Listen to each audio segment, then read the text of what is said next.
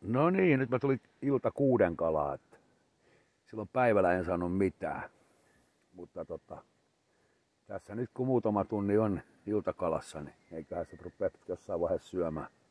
Eikö te elokuussa ole syöntiajat siinä 19.21 välillä? Mutta ollaan ajoissa.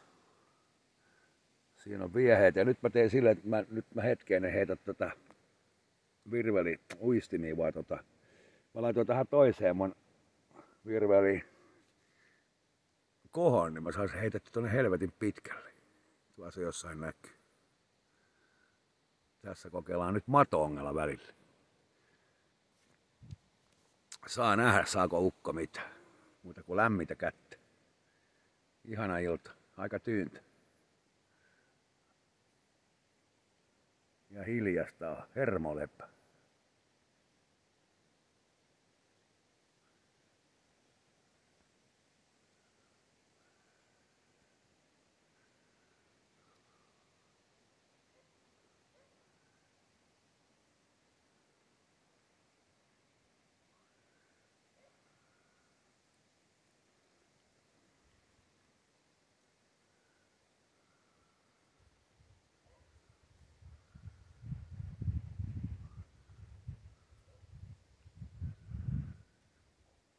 Mut joo.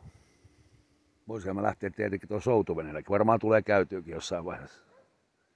Näihin kuviin ja näihin tunnelmiin.